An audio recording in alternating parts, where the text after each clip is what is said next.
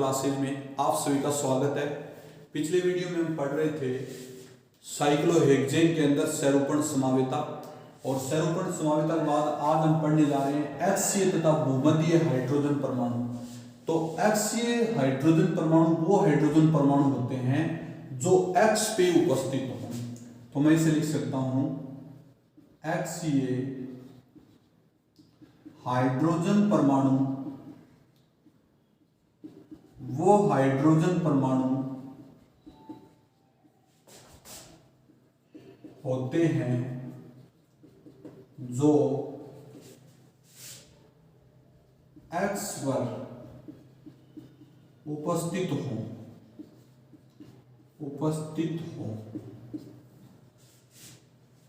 एवं आगे लिख सकते हैं एक्स के अलावा अन्य हाइड्रोजन परमाणु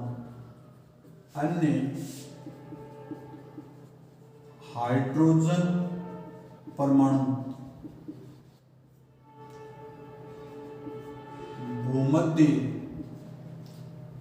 हाइड्रोजन परमाणु कहलाते हैं। एक्स के अलावा क्या कहलाएंगे? भूमध्य कहलाएंगे। देखो भाई, सपोज दैट ये एक मॉडल है और इसको मैं ऐसे लिख दूं,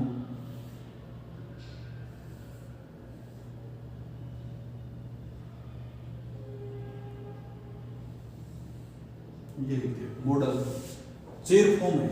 कौन सी फॉर्म है? Chair form. समझ गए स्टूडेंट्स? अब चेयर फॉर्म में देखो आप लोग, यहां हाइड्रोजन है, कार्बन एटम, यहां कार्बन है, यहां कार्बन है, यहां कार्बन है, यहां कार्बन है, यहां कार्बन है। इससे देखो ये हाइड्रोजन ऐसे जुड़े होंगे भाई, ऐसे हाइड्रोजन H, और एक हाइड्रोजन ऐसे जुड़ा होगा H। समझ गए? तो इसको तो मैं गहरी लाइन से और इसको बिल्कुल फ्री। फिर ये हाइड्रोजन इधर देखो H और ये ऐसे H। अब देखो यहां पर ये ऐसे होगा और ये ऐसे होगा।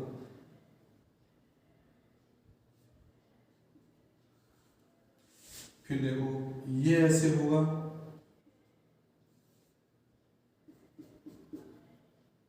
ये ऐसे होगा, और फिर ये ऐसे होगा और ये ऐसे होगा, और फिर ये ऐसे होगा।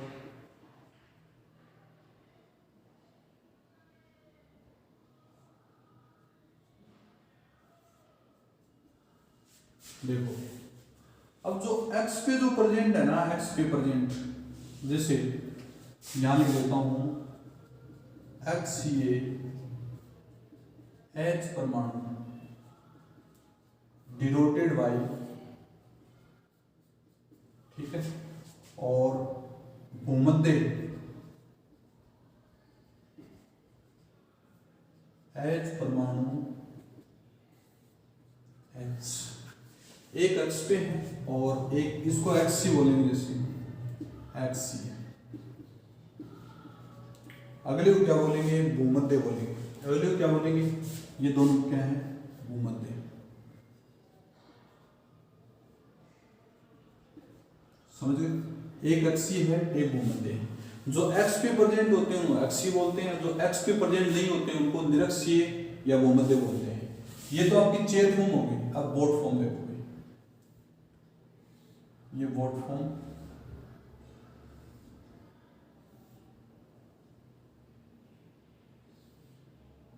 ये है बोट फॉर्म। क्या बोलेंगे इसको?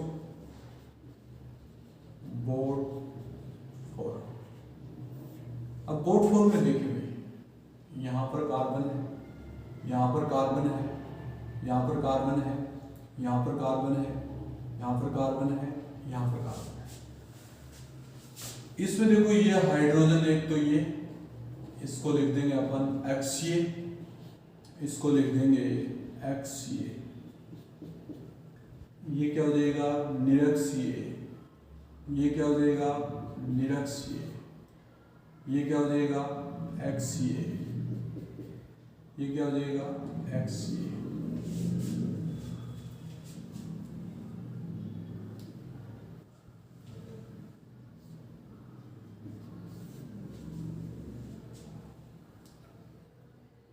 और ये क्या हो जाएगा निरक्षीय,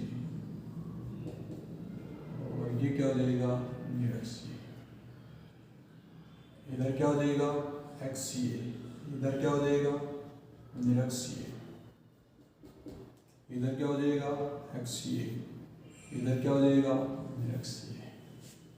ये बनेगा। ये एक्सीय हाइड्रोजन परमाणु इसको बोलते हैं फलेग पोल, फलेग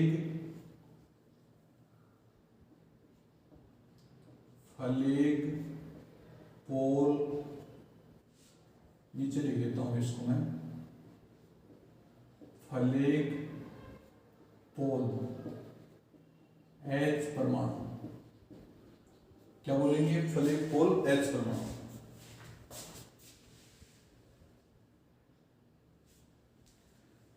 और बाकी आपको पता ही है, इसमें देखो ये तो लिखा था मैंने, क्या लिखा था एक्सीय, क्या लिखा था एक्सीय, और इसको क्या लिखा था निरक्षीय या भूमध्य।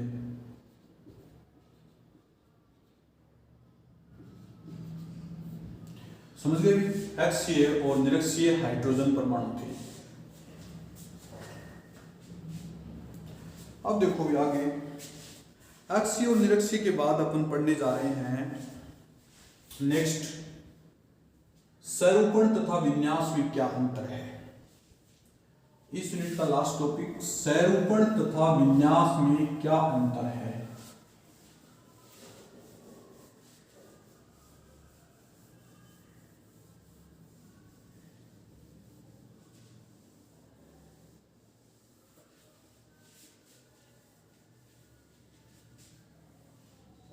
क्वेश्चन लिखा हूं मैं यहां पर, स्वरूपण तथा विन्यास में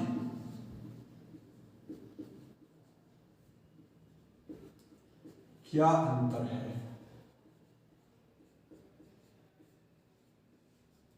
स्वरूपण तथा विन्यास में क्या अंतर है। तो देखो स्टूडेंट, मैं आपको थोड़ा सा बता देता हूं। स्वरूपण यानी कार्बन कार्बन के मध्य मुक्त घूर्णन से बनने वाली संरचनाओं को स्वरूपण कहा जाता है। और स्वरूपण रूम टेम्परेचर पर एक रूप से दूसरे रूप में परिवर्तित होता रहता है, जैसे एथेन का आंतरिक स्वरूपण और घर्षित स्वरूपण। समझ गए स्टूडेंट्स। और विन्यास को देखें तो विन्यास किसी यौगिक की या किसी अणु की त्रिविम में व्यवस्था, या आप लोग स्पेशल है, आप लोग त्रिविम में व्यवस्था, या फिर आप कह सकते हैं इसको कि जो आकाशीय व्यवस्था है उसे हम क्या कहेंगे, उसका विन्यास कहेंगे। देखना क्या आंसर लिखा हूं मैं,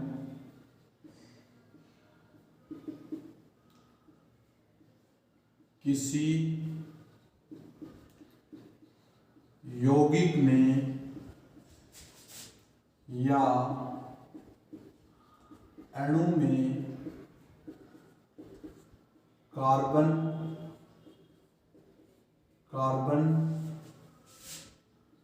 के मुक्त घूर्णन की वजह से बनने वाली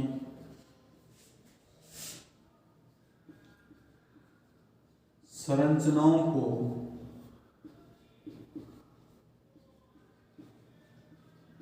स्वरूपण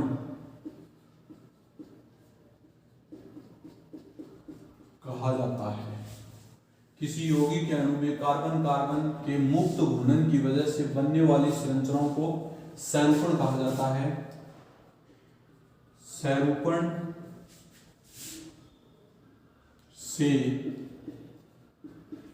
दो संरचनाएं बनती हैं। आंतरिक सैरूपण, आंतरिक सैरूपण, दूसरा घर्षित सैरूपण। एक तो आंतरिक सैरूपण और दूसरा घर्षित सैरूपण। ये दोनों सैरूपण, ये दोनों सैरूपण रूम टेम्परेचर पर एक सैरूपण से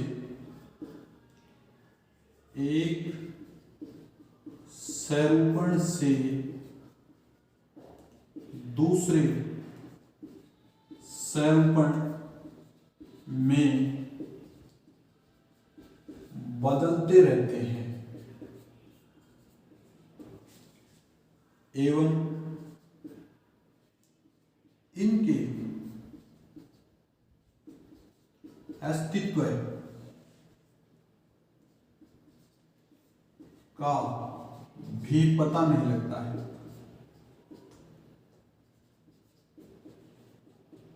लगता है कि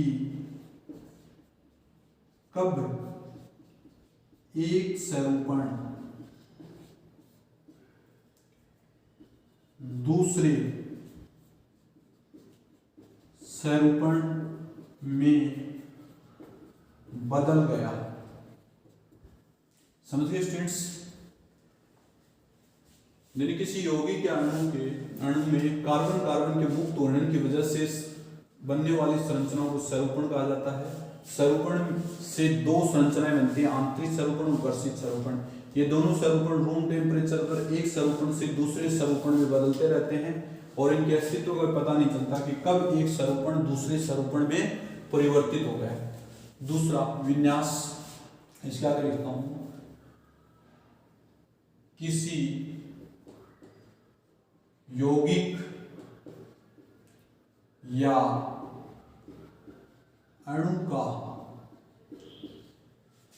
अणु की